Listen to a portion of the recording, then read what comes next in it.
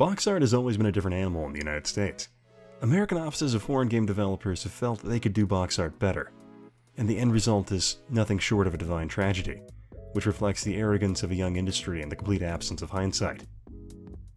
There is no exquisite beauty without some strangeness in the proportions, and if that's a measure of beauty we can all agree on, then the American offices of US Gold have created truly something magnificent.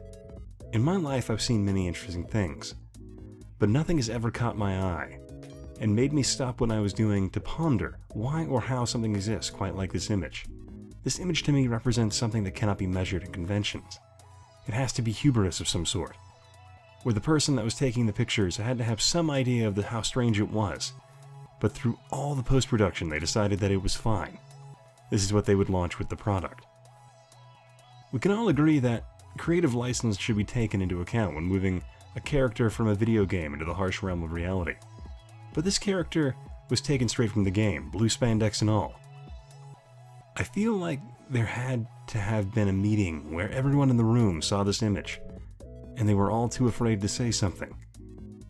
It's almost as if someone channels a modern allegory of the Emperor's new clothes, with no one wanting to disagree with the image for fear of looking foolish. And this image stands as a testament to never asking the word why.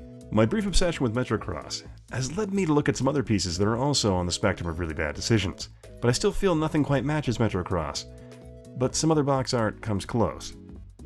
The box art to the first Mega Man will always hold a championship ring in the arena of, yeah, that's fine.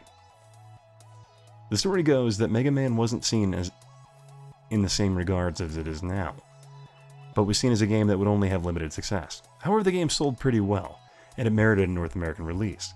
This, however, is where the problem starts.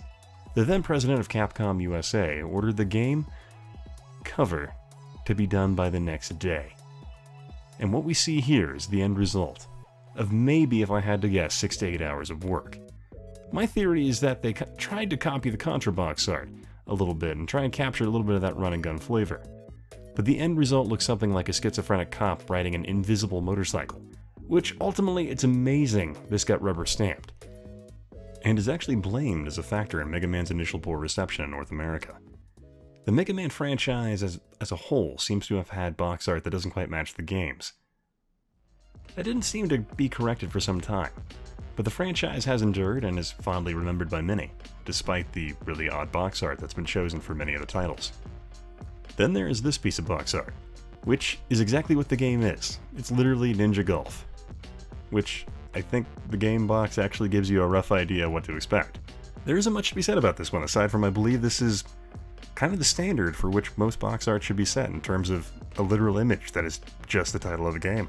So continuing down the line of box art that doesn't really seem to fit the game, I recall Rival Turf, but I honestly thought the game I remembered was a fever dream, where I somehow mixed up the covers of a more edgy Hardy Boys book. But no, to my surprise, this is actual box art. And it seems like something that really would have been a cover to a Hardy Boys book in the 90s when they tried to reinvent the book series and make it more attractive to young readers. But this one still isn't that bad compared to some of the prior ones I mentioned. But this is one I legitimately forgot was real. But hey, that's the subject of today's snippet. Please let me know if you have any other worse box arts you've seen or ones you'd like to share. Please let me know in the comments below. I want to thank you for watching. I hope you have a great day. Bye.